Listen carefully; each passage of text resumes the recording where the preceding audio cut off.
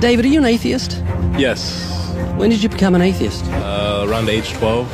Believing in God makes no sense. To me, it's the dumbest thing. It's for people that can't accept the fact that they're going to die and rot in the ground like I'm going to do, and it gives them some relief from that thought, because it's not the nicest thought in the world. Are you an atheist? Yes. Yes, I am. Yes. Yes. Yes, sir. Are you an atheist? I am. Yeah, I'm an atheist. Yes, I am. Alex, do you believe in God's existence? No, I do not. How long have you been an atheist? I would say probably since I was about 15 years old. So you don't believe in the existence of God? No, not really. What happened when you were 15? I started questioning things, and I really just started to think about the logic behind everything. For the most part, we are not shown the evidence for there being a higher power. If we were, I almost guarantee that almost every atheist would immediately agree to there being a higher power. Are you atheists? Yes. Yes. Why?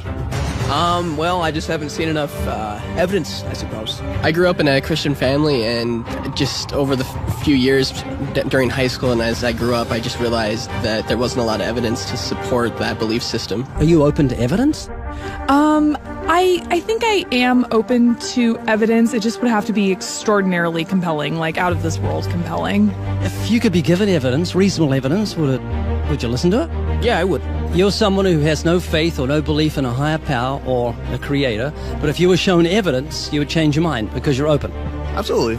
Flick through the pages of the book I just put on your lap, look at the color pictures, and I'll ask you a question.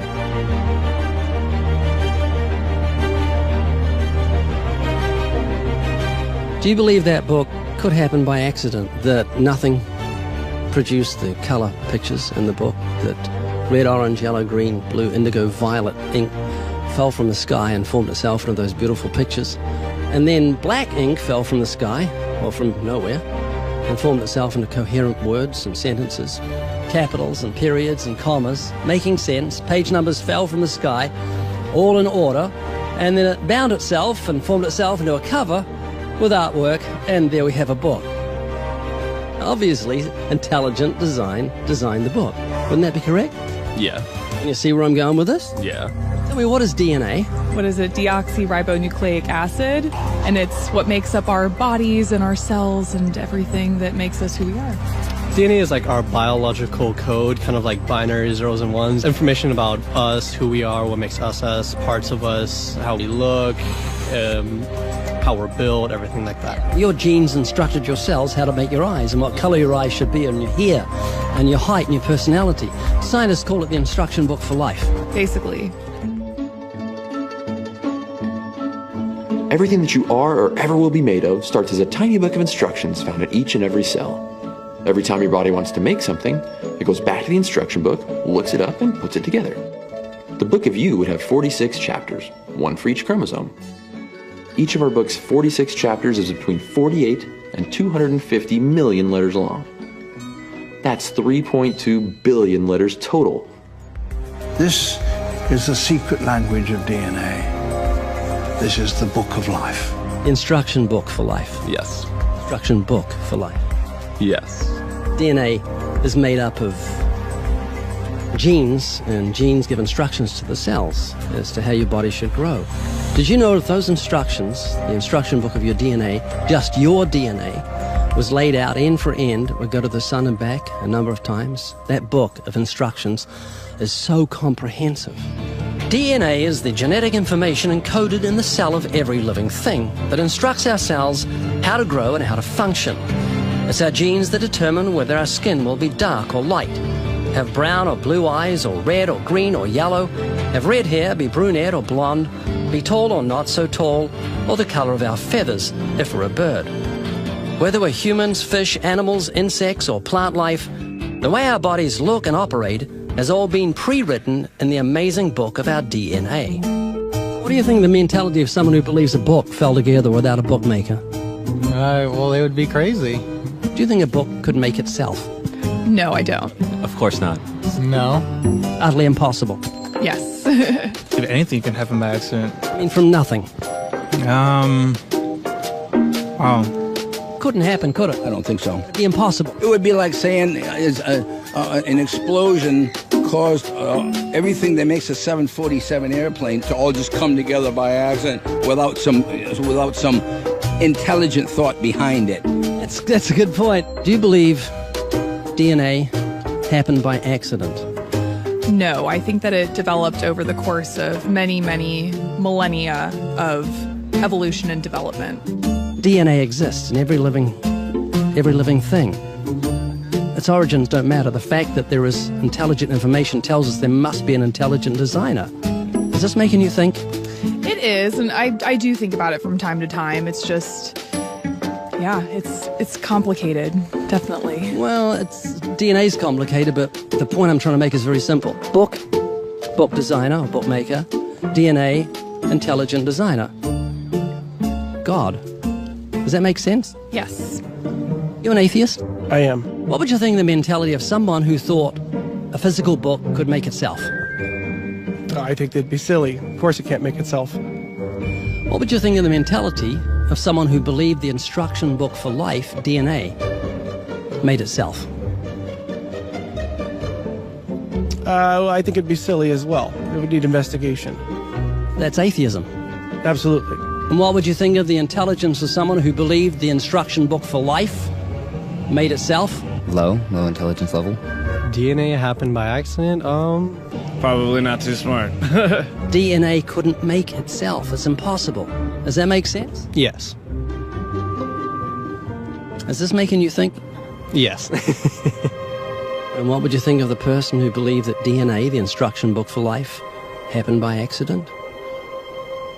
Because we're not just talking about human beings, we're talking about every form of life. Fleas, cats, dogs, elephants, cows, horses, trees, plants, everything has DNA, the instruction book for life, which makes the book in your hand just seem feeble compared to the infinite intelligence that must have put the instruction book for life together.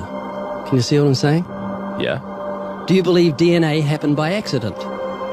I believe it could.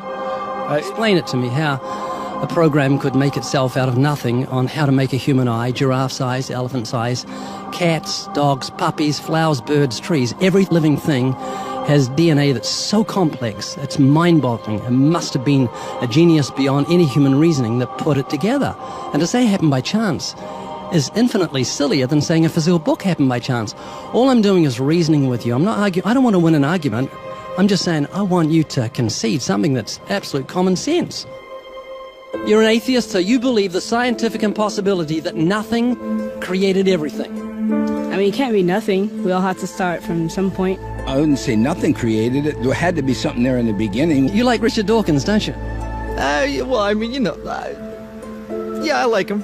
Do you believe nothing created everything, a scientific impossibility, which is what he believes? You don't believe in a creator of all things? If he says that, I think it's a very strange thing to say. Well, he says it. It's insane. Nothing can't create anything because it's nothing. There has to be something in the beginning. Nowhere in our history of human reality has something kind of just appeared out of nowhere. Do you believe that nothing created everything? No, because nothing can perform actions. That makes no sense. It's a default position. If you're saying nothing created everything, then you're agreeing with Richard Dawkins. You're mischaracterizing Richard Dawkins, because Richard Dawkins, I'm sure he didn't say that. That seems ridiculous. Professor Richard Dawkins, arguably the world's most high-profile atheist, believes that in the beginning there was nothing, and that nothing created everything. As he attempts to justify this belief, admitting that it defies common sense, the learned professor calls nothing something. Watch the reaction of his audience. Of course it's counterintuitive that you can get something from nothing. Of course common sense doesn't allow you to get something from nothing. That's why it's interesting. It's got to be interesting in order to give rise to the universe at all. Something pretty mysterious had to give rise to the origin of the universe. Which exactly what's meant by nothing, but whatever it is, it's very, very simple. And why is that funny? Well, I think it's a bit funny to be trying to define nothing.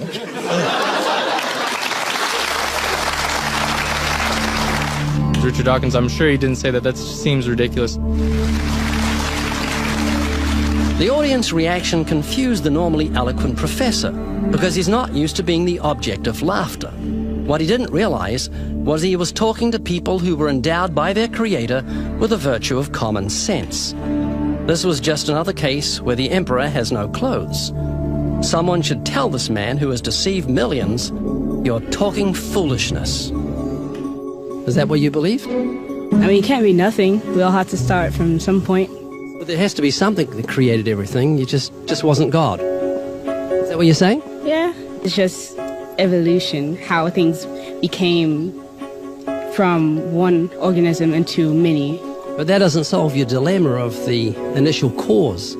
There has to be an initial cause. If there was a big bang in space that from there issued cats and dogs and horses and cows, the sun, the moon, the stars, the seasons, and all this marvel of creation came from a big explosion, what caused the explosion, and where do the materials come from the explosion, and why is there such incredible order from the explosion? Every explosion I've heard of creates chaos, not order. That makes sense? Oh, yeah. This is what you're looking for. If you were looking for truth, this is your information that you need to say, wow, that's logical. How could all this design from the atom to the universe, an incredible order, just happened by accident? Because an atheist actually believes nothing created everything, which is scientifically impossible. And I'm trying to say, Haley, I just want you to think. You're not just a blob of nothing that came from an explosion that created order, which is against nature. That means that you've got purpose and meaning in the universe. So it's not altogether bad news. I just want a relationship with whoever built me. This is too much, too weird that it happened by accident. It didn't happen by accident. I don't feel that.